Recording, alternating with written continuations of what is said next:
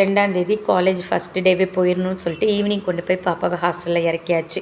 உள்ளேயே பார்த்திங்கன்னா சூப்பரான ஒரு சிவன் கோவில் உள்ளே இருக்குது. ரொம்ப நல்லா இருக்குது. புதுசாக கெட்டினதான் ஒரு 6 மந்த் இருக்கும். வெளியில் செம்ம கூட்டம் இருந்தது. உள்ளேயும் அதே மாதிரி கூட்டம். வெளியில் நின்று தரிசனம் பண்ணிவிட்டு கிளம்பிட்டோம். இன்னும் லேட்டாக ஆரம்பிச்சுன்னா ரொம்ப கஷ்டமாக போய்டும். ஏன்னா நியூ இயர் செலிப்ரேஷன் மொதல் நாள் ஃபுல்லாகவே இருந்தோம். மறுநாள் வந்து எழுந்திரிச்சதும் லேட்டு. ஸோ இவளை கொண்டு போய் விட்டுட்டு வந்துடலான்னு சொல்லிட்டு தான் மெயினாக கிளம்புனதே. கொண்டு போய் விட்டுட்டு கொஞ்சம் ஃபாஸ்ட்டாக வரலான்னு பார்த்தோம். அப்போவும் மணி வந்து 11 ஆயிடுச்சு வீட்டுக்கு வரும்போது. இப்போல்லாம் எல்லா இடத்துலையுமே மண் சட்டி, கல் சட்டி, இடிக்கல், அம்மி எல்லாமே கிடைக்கிது. முந்திலாம் வந்து நம்ம வந்து எங்கே கிடைக்குன்னா மதுரையில் தான் ரொம்ப ஃபேமஸ். அங்கே ரொம்ப கிடைக்கும். இந்த கல் மண்டபம்னு சொல்லுவோம் பாருங்கள், அந்த இடத்துல நிறைய கிடைக்கும். நான்லாம் அப்போ அப்படி தான் வாங்கினேன். இப்போல்லாம் எல்லா ஹோட்டல்ஸ்லேயும் பார்த்திங்கன்னா கிடைக்கிது. அது ரொம்ப ஈஸியாகவும் இருக்குது பாருங்கள். முந்திலாம் தேடி தேடி வாங்கணும்.